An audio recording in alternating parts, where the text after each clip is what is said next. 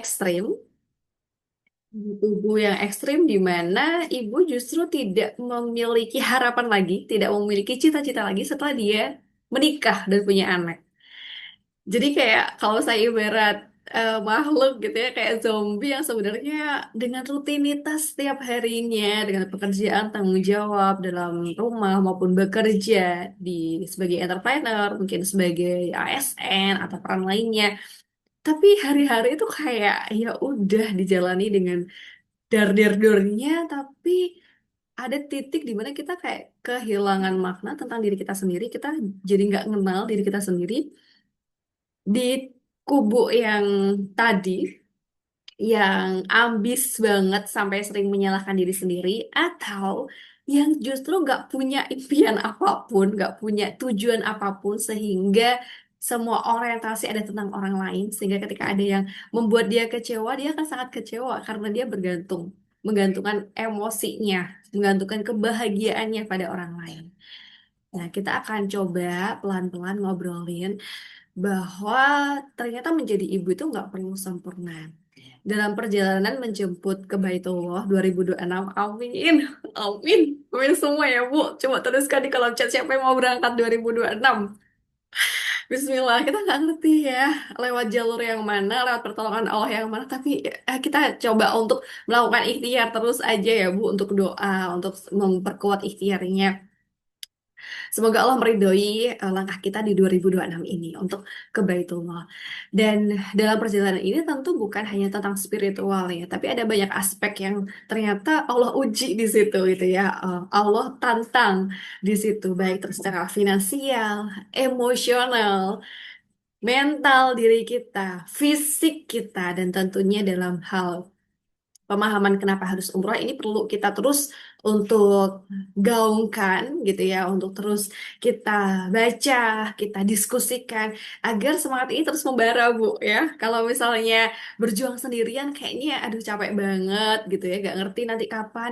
Padahal kalau saya sering mendengar cerita gitu ya, ketika kita semakin merencanakan itu umroh akan semakin lebih mendekat Bu. Jadi berbeda kalau misalnya eh, kita yang udah kita bahas di sesi kemarin ya, kalau Ibu mengikuti untuk menetapkan target di 2026 itu ada beberapa kesalahan. Di antaranya kita nggak bikin timeline, kita nggak bikin batas tenggang waktu, kita nggak bikin kapan kita bakal mencapainya, sehingga harian-harian kita dalam tahunan, semesteran, per 6 bulan, per bulan, atau per minggu, atau per harinya, kita nggak ngerti mau berbuat apa karena kita nggak menentukan target mau kapan gitu.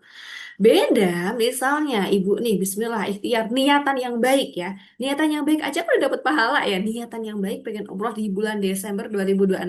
Kita jadi bisa tuh ngitung terkait persiapan finansialnya, terkait sumber-sumber yang mungkin bisa kita gali, bisa kita upayakan lagi nih untuk bisa menjemput ke Baitullah gitu ya.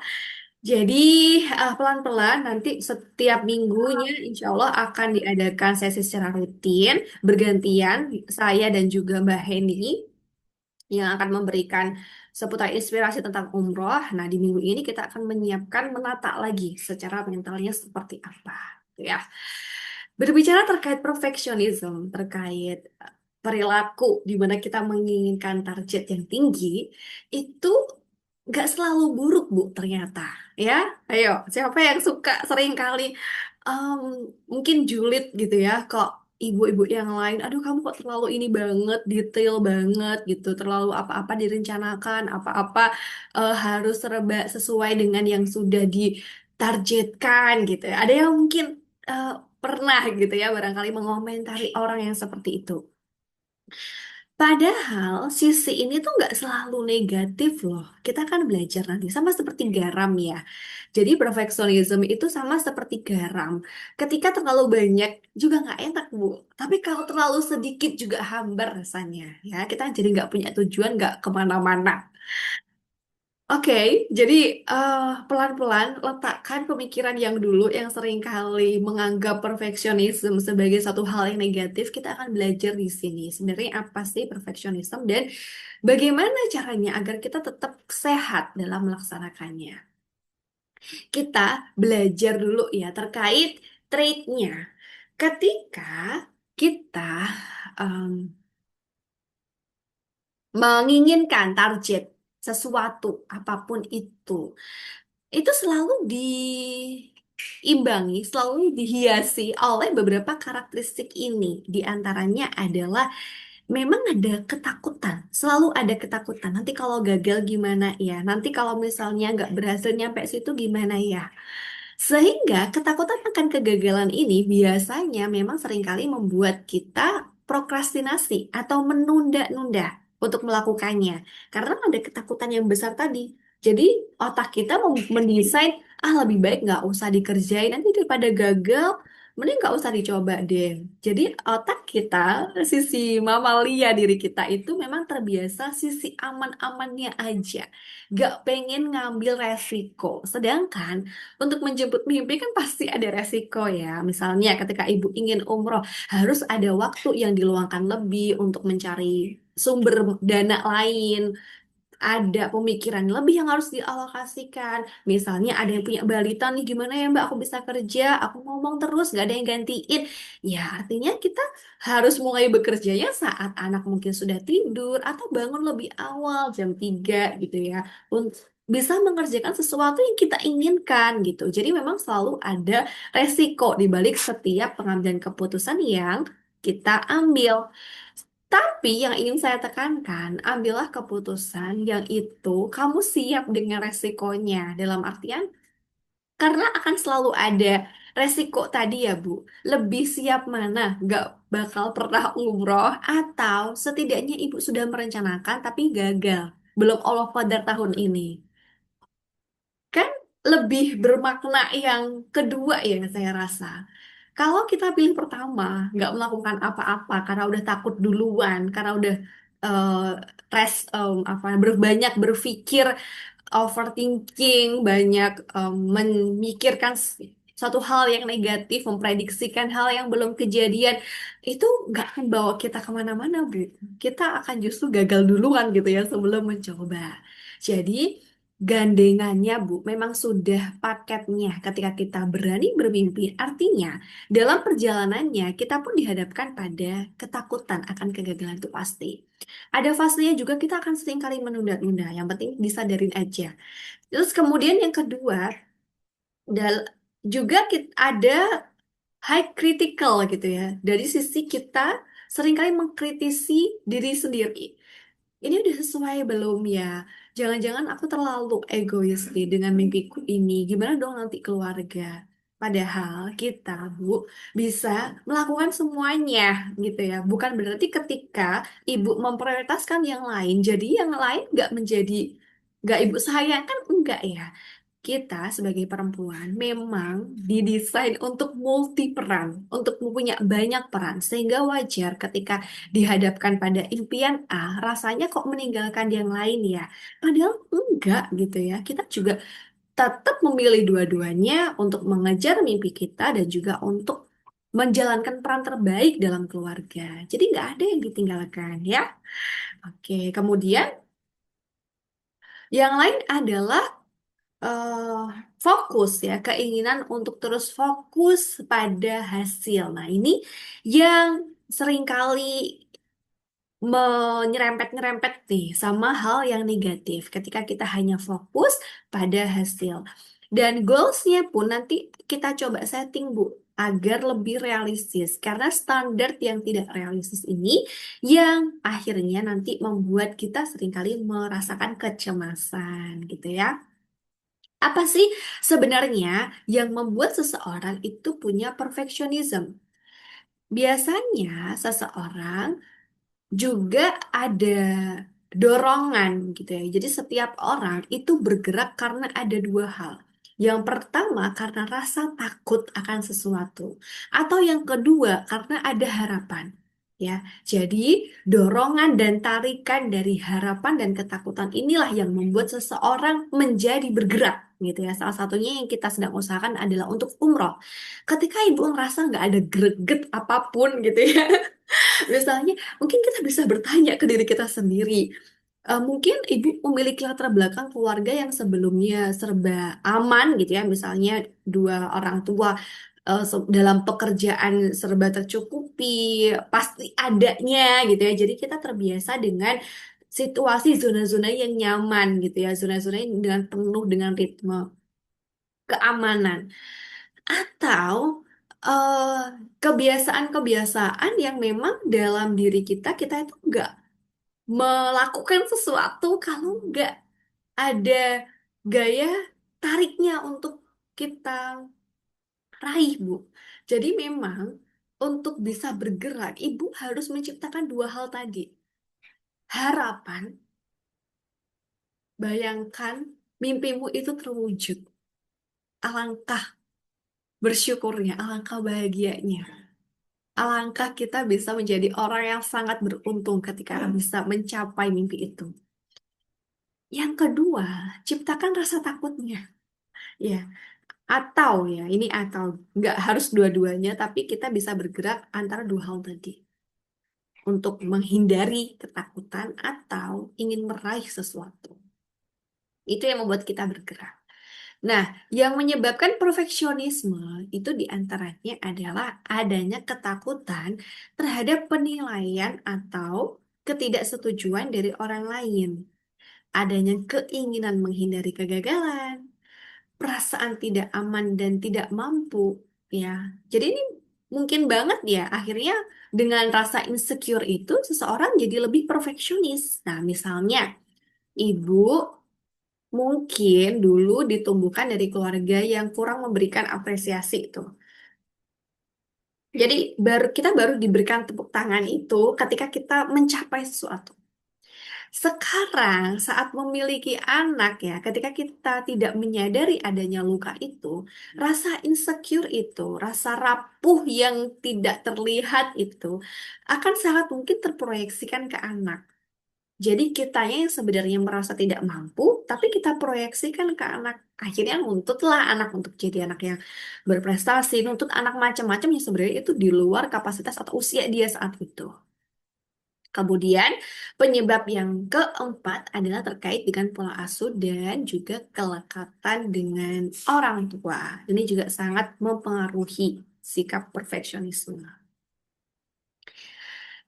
Kabar baiknya, negatif atau positif dari sikap perfeksionis ini dapat dibedakan dengan ada tidaknya penerimaan atau acceptance. Jadi poinnya yang membedakan apakah perfeksionis ini masih positif atau udah negatif nih, ini tergantung dari penerimaan kita. Ketika kita menginginkan sesuatu yang punya tujuan yang tinggi, pengen berjuang atas kesempurnaan target-target yang kita inginkan. Tapi di sisi lain, kita juga memberikan ruang untuk penerimaan atas ketidaksempurnaan. Ini yang justru yang bagus, Bu. Jadi, kondisi ketika kita punya target yang tinggi, tapi kita juga memberikan ruang untuk kegagalan, ini adalah hal yang baik justru. Ya. Selanjutnya, gimana dong kalau misalnya hari-hari kita gitu ya dengan target yang kita tetapkan, tapi ini kok berkaitan banget ya sama kecemasan. Jadi semakin kita punya target tertentu, kita semakin cemas gitu. Terus otak itu terus-terusan pesimis gitu, memberikan kata-kata yang negatif, kayak kamu nggak mungkin deh. Emang kamu bisa apa? Ini loh buat kalangan tertentu aja gitu. Jadi kita kayak merasa tidak layak untuk mendapatkan mimpi kita. Ini yang jadi problem ya. Saya sering kali menjumpai orang itu sebenarnya nggak takut miskin, tapi dia takut buat kaya. Dia nggak siap buat kaya. Ketika ada peluang-peluang yang datang, itu tubuh udah langsung bereaksi. Deg-degan, keringat dingin, gemeter. Ketika diberikan kepercayaan, ketika diberikan kesempatan, rasanya udah kaku, nge-freeze tubuhnya. Ini perlu kita latih, ya. Jangan-jangan ini berkaitan juga dengan finansial trauma yang dulu udah pernah kita bahas. Jadi, Ketika keseharian kita justru itu kaku banget ya, kita nggak fleksibel atas tujuan yang ingin kita capai, kita terlalu kritis terhadap kegagalan atau kesalahan. Jadi makna kegagalan pun setiap orang juga akan beda-beda ya. Ada yang mengartikan ya udah, ya harus dicoba terus. Memang kalau misalnya gagal, akhirnya kita tahu kalau sisi itu nggak cocok buat kita gitu kan. Ada yang bisa lebih fleksibel dalam area itu. Tapi beberapa orang ada yang benar-benar memaknai kegagalan sebagai suatu hal yang besar, sehingga ketika mengusahakan dan tidak sesuai dengan ekspektasi kita udah langsung mundur gitu karena rasanya sangat menyakitkan ketika bertemu dengan kegagalan padahal ya itu hal yang wajar gitu ya harus dilalui terus gagal coba lagi gitu kan sama seperti Ibrahim ketika meninggalkan istrinya dan harus mencari air karena anaknya kehausan gitu ya akhirnya mondar mandir ke sawah ke Safa dan ke Marwah terus gak ketemu dan ternyata akhirnya ada di samping anaknya gitu ya Ismail. Itu kan contoh yang nyata bahwa sebagai muslim itulah yang ada dalam kontrol diri kita yang harus kita upayakan. Terus nyoba, terus nyoba gitu. Sampai di mana Allah akan meridhoi langkah kita. Dan ini bukan karena keberhasilan kita, enggak sama sekali, tapi karena Allah yang paring gitu ya, Allah yang kasih, Allah yang pengen aja ngasih ke kamu. Ini bukan tentang usaha kita, bukan tentang doa kita, tapi karena Allah hanya ingin aja. Ibaratnya mungkin usaha dan doa kita 1%, 99% lainnya keberhasilan kita ya karena Allah ridho. Allah mau kita dapat ini, Allah mau kita umroh 2006 gitu ya. Jadi, yuk pelan-pelan tata lagi ya.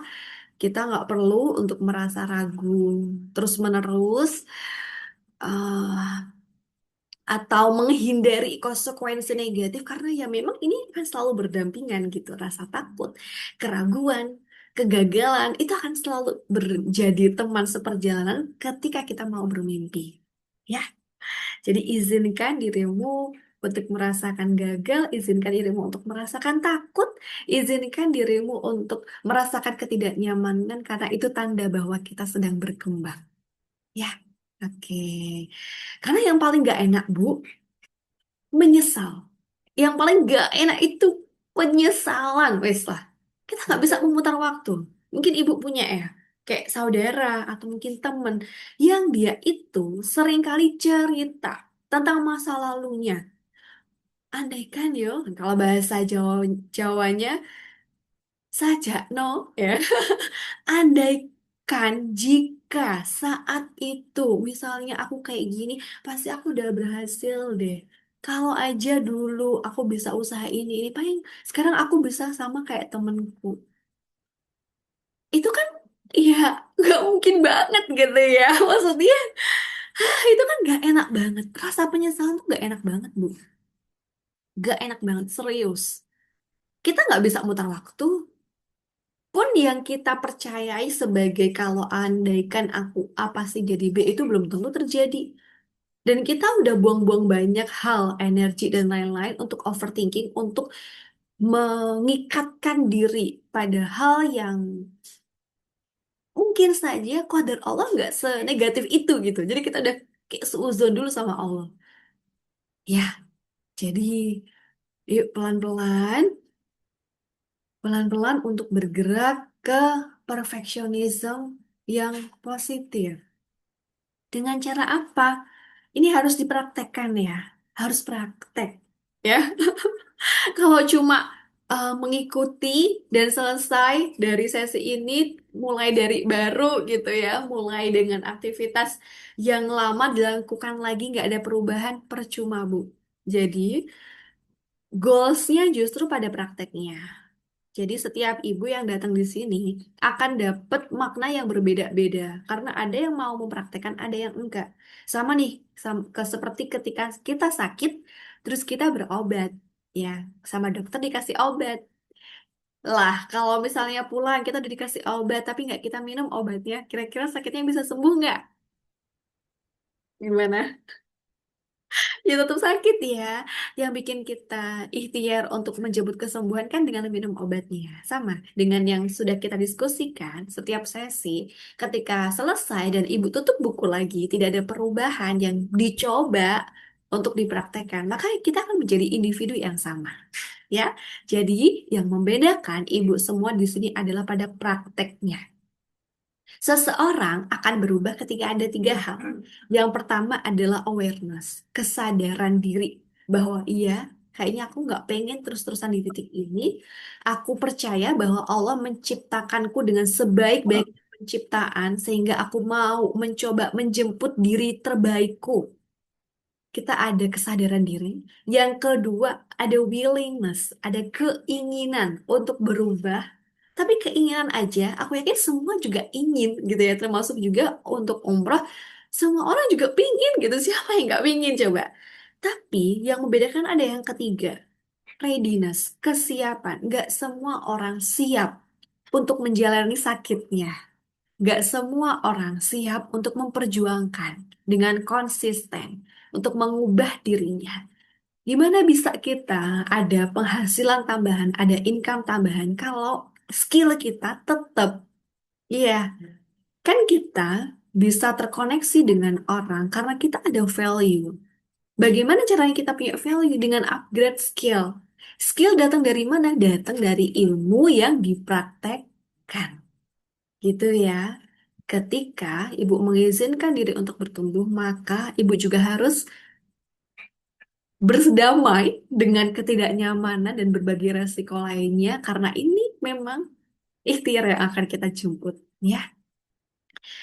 Rasa bahagia yang mendalam itu tercipta karena adanya sebelumnya penderitaan yang sudah kita lakukan.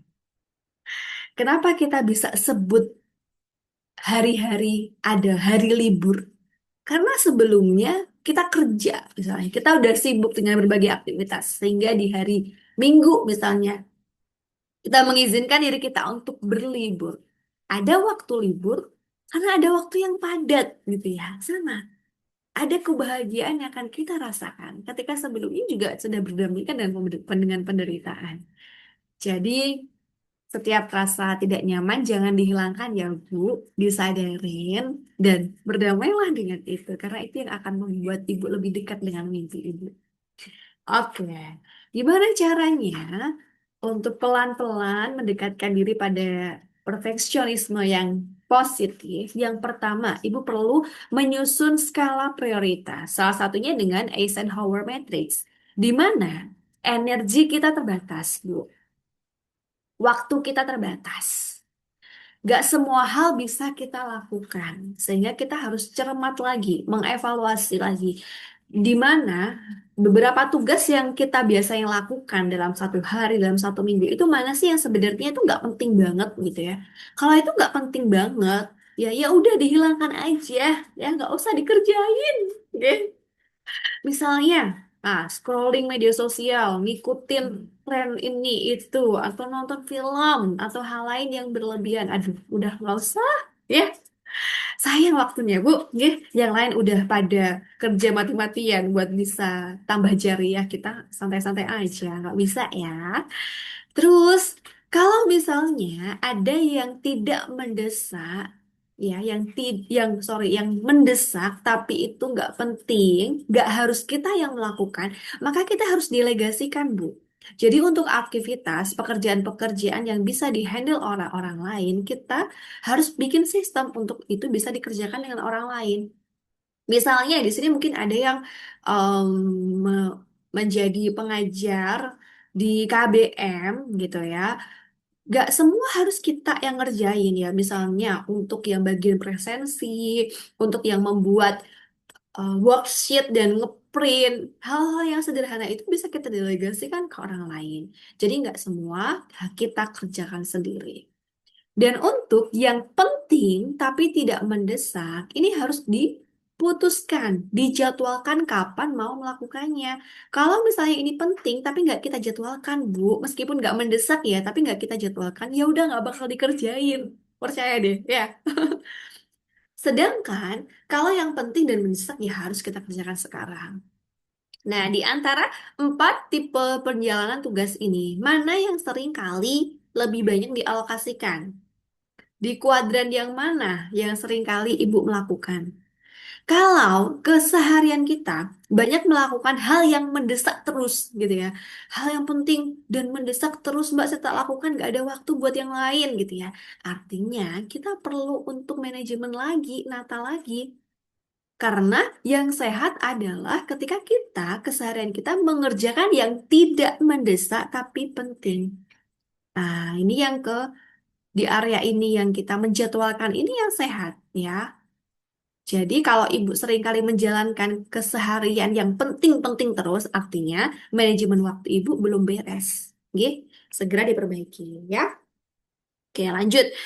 Gimana biar bisa memulainya? Kita bisa tuh bikin to-do list di awal minggu ya. Bisa kayak gini di minggu malam untuk menjalankan satu minggu kita mau ngapain aja. Dan harus kita evaluasi di akhir pekan. Saya masih pakai manual kok, Bu. Jadi masih sering coret-coret buku gitu. Ada satu buku yang memang khusus untuk jadwal gitu ya. Dan setiap orang punya kenyamanan masing-masing, mau di Google Calendar, mau di Notes HP, apapun itu, yang penting buat to-do list yang harus dikerjakan setiap minggunya. Sehingga kelihatan tuh kesehariannya mau bikin apa, mau ngerjain yang mana dulu. Dan setiap kita mengerjakan sesuatu, malamnya kita evaluasi, Bu. Jadi bisa terus upgrade apa yang kira-kira banyak waktu yang dialokasikan nih, misalnya terkait masak gitu ya. Ah, kok perasaan masak tuh dari pagi sampai jam 10 baru mentas gitu ya. Apa strategi yang bisa memanfaatkan waktu itu, Bu? Nah, coba cari banyak banget kan di YouTube gitu ya. Bagaimana cara untuk kita bisa food preparation biar nggak selalu setiap hari dengan waktu yang banyak kita alokasikan di dapur. Semua bisa di manajemen dengan baik. Asal kita mau upgrade skillnya gitu ya. Terus buat juga target jangka dekat, menengah, dan jangka panjang. Termasuk ketika Ibu menginginkan umroh misalnya di Desember 2026. Ya, di breakdown itu ke dalam per bulan, per minggu, dan per harinya. Kita jadinya ketemu. Ketika arah kita yang kita lakukan itu sudah kayaknya nggak sesuai nih, misalnya ya target harian kita. Kalau misalnya mau umroh di waktu sekian gitu, setiap hari balik paling nggak aku harus ngalokasi 50.000 nih untuk nabung misalnya ya. Artinya kalau misalnya di setiap hari aku belum mencapai target itu, aku ya bakal nggak nyampe ke targetnya gitu ya. Akhirnya kita perlu untuk mikirkan lagi, cari sumber dana yang mana ya kira-kira, entah itu ngelesin anak, entah itu kita bikin e-book yang kita jual nanti di platform online, atau mau jadi reseller, atau mau jadi apapun, kerjakan itu Bu ya. Selagi halal pokoknya gas, nggih. Ya, lakukan yang terbaik karena kita waktu ya cuma sekali ini aja Bu, nggak akan terulang ya. Jadi lakukan yang terbaik. Kemudian langkah kedua adalah stress matrix, di mana kita memeta-metakan juga nih mana hal yang sangat membuat kita stres dan tidak bisa kita ubah, mana yang sangat membuat stres dan bisa kita ubah. Jadi sumber-sumber stres, Bu, ini tolong jangan dicampur aduk ya, jangan semuanya digabung gitu ya. Kita jadinya susah tuh untuk bagaimana memisahkan dan melakukan penyelesaian. Karena di masing-masing kuadran ini beda-beda. Untuk yang stres harian yang nggak begitu signifikan, baik itu hal yang bisa kita ubah maupun nggak bisa kita ubah, ya udah diabaiin aja, Bu. Diabaikan aja, udah ya, nggak perlu terlalu overthinking dengan hal yang di luar kendali diri kita, misalnya ya omongan tetangga atau apapun itu, ya udah kita kan bebas ya untuk bisa membuat batasan secara sehat ketika Ibu tuh banyak stres karena hal-hal yang sebenarnya itu bisa ditinggalkan, tapi ibu banyak memikirkan waktu untuk itu. Ibu jadinya gak ada energi untuk hal lain. Gimana mau menjemput mimpi-mimpi kalau ibu banyak ngerjain hal-hal yang tentang sampah gitu ya. Jadi, yuk petakan lagi semua hal yang bikin ibu stres. Lalu petakan ke dalam empat kuadran ini. Kalau hal yang membuat sangat stres ya, ini bisa diubah misalnya. Apa yang bisa diubah? Yang ada dalam kontrol diri kita, Bu. Yang itu kita bisa kendalikan. Misalnya mimpi Ibu untuk umroh di 2026. Ini kan ada dalam kendali kita ya.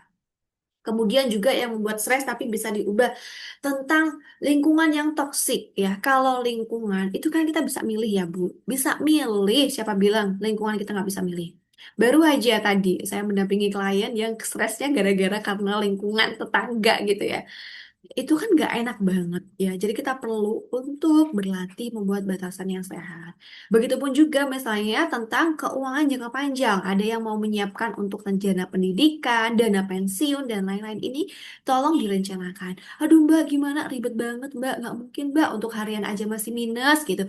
Ya nggak apa-apa. Kita kan ikhtiar ya, namanya ikhtiar baik, niat aja udah dihitung pahala, ya kan? Oh tuh baik banget. Ya, niatan jelek belum menjadi catatan jelek. Tapi kalau niatan baik, Allah sudah menghitung itu sebagai pahala. Jadi kalau ibu punya niatan, punya pengen keuangan yang lebih sehat di tahun ini, punya perencanaan pendidikan yang lebih matang dengan Excel ya atau dengan format lain yang membuat ibu lebih siap nanti untuk dana pendidikan anak atau hal lain yang positif-positif Bu, itu niatkan aja udah jadi pahala ya. Jadi nggak perlu berkecil hati, Allah tuh sudah menghitung ya. Nggak perlu bingung nanti dari mana pelan-pelan, oke? Untuk yang sangat membuat stres, tapi tidak bisa kita ubah, ya kita nggak bisa ngapa-ngapain, Bu. Ya, tolong sadar. Ibu nggak bisa ngapa-ngapain untuk hal yang ibu tidak bisa kontrol. Untuk hal yang ibu tidak bisa kelola, pelan-pelan lepaskan. Semakin ibu menggenggam erat ekspektasi, harapan kepada orang lain akan semakin berat. Langkahnya, ibu baru bangun tidur ada udah berat. Belum beraktivitas udah capek. Energinya, pikirannya udah mampet karena memikirkan hal yang di luar kontrol diri ibu. Ya, udah lepaskan. Lepaskan ya, terkait kesehatan orang tua misalnya. Ini kan kita mau ikhtiar seperti apapun kalau memang Allah masih belum berikan kesembuhan, ya kita kan belum bisa ya untuk menginginkan misalnya. Tahu, ini tuh sangat berarti buat ibu, orang tua siapa sih yang gak pengen orang tuanya sehat. Tapi ibu juga harus jaga kewarasan. Kalau terus-terusan menginginkan hal yang apa ya sulit gitu, itu akan bikin kita udah lelah duluan. Akhirnya fokus kita jadinya berantakan. Begitu pula terkait karakter pasangan atau konflik dengan keluarga besar misalnya itu juga di luar kontrol diri kita. Jadi pelan-pelan belajar untuk berdamai ya. Oke, kita waktunya udah mepet banget. Jadi saya percepat. Untuk yang ketiga yang bisa dilakukan ya karena otak itu sama dengan otot Bu, harus dilatih. Ibu juga perlu untuk latihan memberikan welas asih kepada diri sendiri. Rayakan setiap kesuksesan kecil yang ibu sudah capai apapun itu.